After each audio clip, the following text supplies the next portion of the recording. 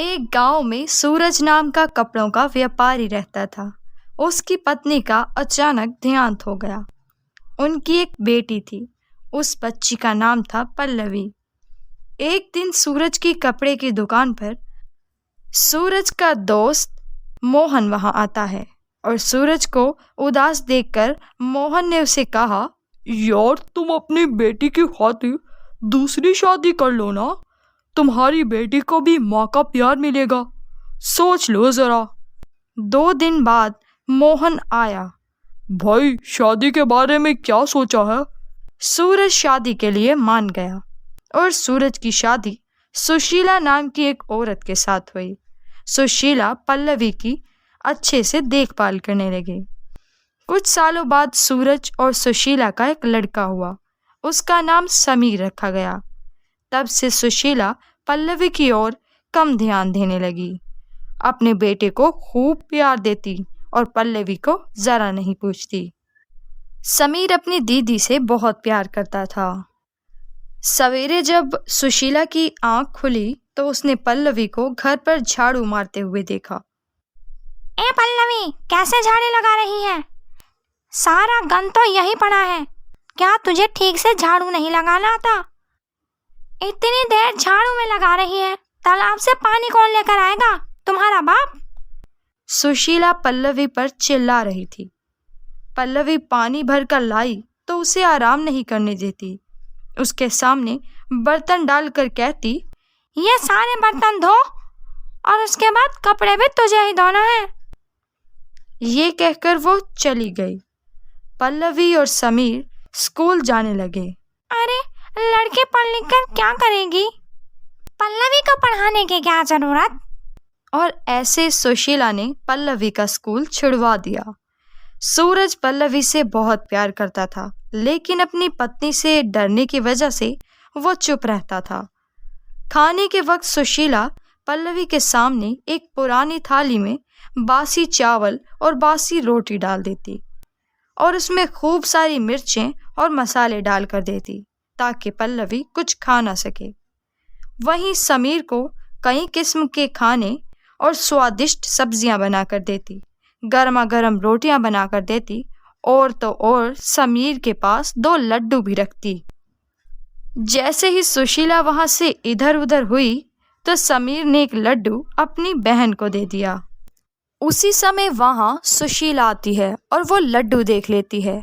समीर के लाख बताने के बावजूद कि वो लड्डू समीर ने उसे दिया था, वो पल्लवी पर चीखती और चिल्लाती रहती है।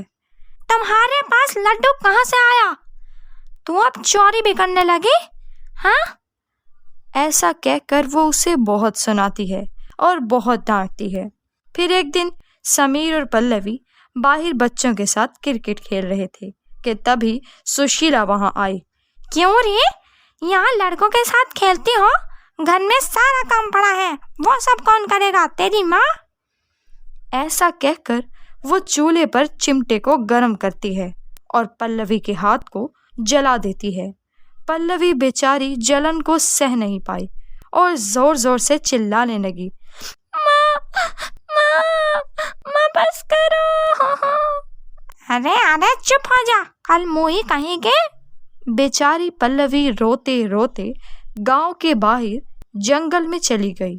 वहां एक पेड़ के नीचे बैठकर जोर जोर से रोने लगी कि तभी पेड़ पर एक बिजली चमकी और उस रोशनी में से एक देवी प्रकट हुई और वो देवी बोली, मत रो पल्लवी बच्ची, अब से तुम्हारे सारे दुख खत्म होंगे।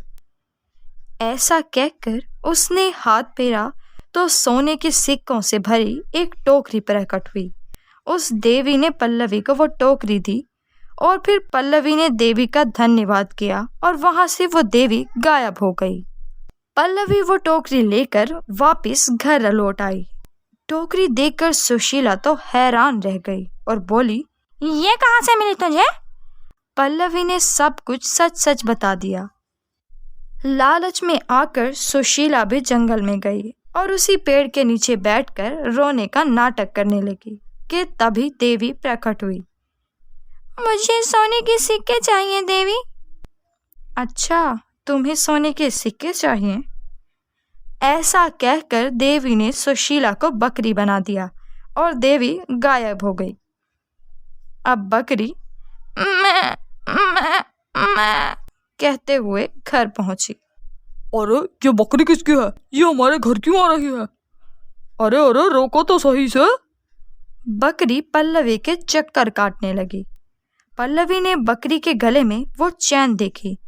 अरे ये तो माँ की चैन है, इस बकरी के गले में कैसे आई? यूं सोचकर पल्लवी बोली, अरे माँ।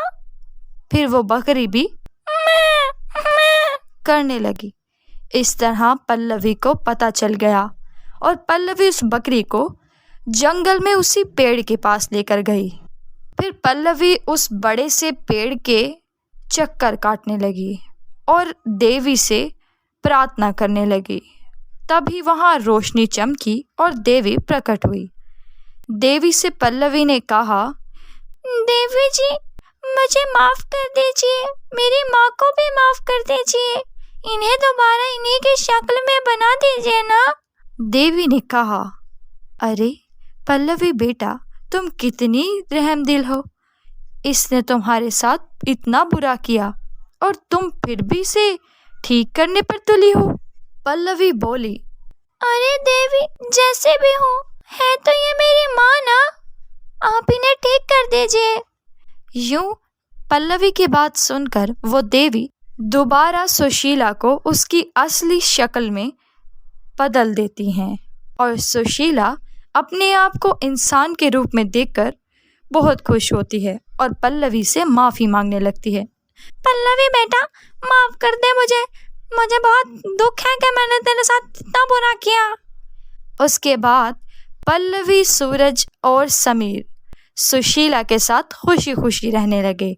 सुशीला ने पल्लवी और समीर के बीच भेदभाव कम कर दिया, बल्कि ख़त्म ही कर दिया, और वो समीर और पल्लवी को एक जैसा खाना देती और तो और उसने पल्लवी को स्कूल भी भेज दिया।